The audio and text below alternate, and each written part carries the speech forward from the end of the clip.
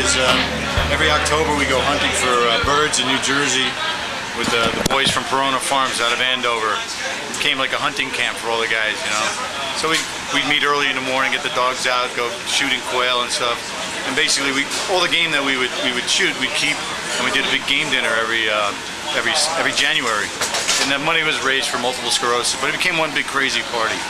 But Jean-Louis was just like one of these guys that was, you fell in love with him instantly. He was a sweetheart with unbelievable passion. Without a doubt, the best cuisinier that I've ever had the opportunity to be with and cook with. He could just take something real simple. He could take leeks and turn them into something magical. You know, his lentil soup, chestnuts was out of control, or you know, he could put together ingredients that would just make you weep. And it was just the kind of guy he is. He wasn't pretentious. I know in the kitchen he was like a little tough guy, but to be able to hang out with him like how I got to know him was a treasure. You know, you sit down with him, and when you went to this game dinner, you ate so much like the liver, you know, and like a deer heart stuffed with foie gras. And, you know, you take the entrails of the woodcock and make these terrines out of it, and everything was unbelievable. But I'd always bring a bottle of Armagnac, you know, Balzan Armagnac with me, and Jean-Louis knew it, and I'd hide it. And you know, I was always trying to find it on me, you know, by the end, because you needed it to digest at the end. And then we'd play shuffleboard, you know, and some like, there was this like little cabin that we went to afterwards, you know, and this is like 2 o'clock in the morning now, and we'd stay there till all night. You know, the sun would be coming up by the time we were done. Jean-Louis and I were partners one year, and nobody could beat us. No matter what we did, we just, there was, what was his name, the chef up at Cleo's, up in Ken Orange or Cleo's in Boston. He was bound and determined to beat us, and there was no way he was going to do it, you know.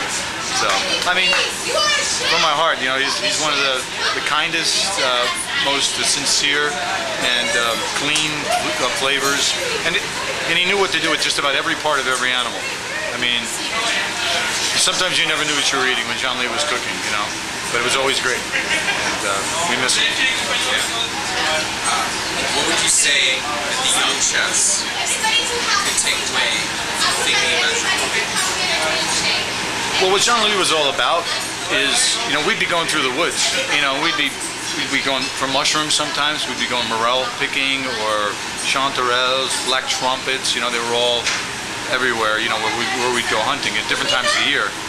And he was just always great about sourcing natural, wild products. You know, and I think that's something that you need to learn more about. You know, the market isn't everything. You know, learn more about getting into sourcing, where it comes from, and its surroundings, because somehow you become more harmonious with it, and you understand it better. And I think that's what he really had down pat. Like he just seemed to have a connection with ingredients, you know, and it's not products. They're things that nature. We're fortunate that it's around us, and there's a real respect for that, and that's something that needs to be understood. You know, you don't learn that in school. You don't read that in a book. You experience it, and that's what Jean-Louis was all about.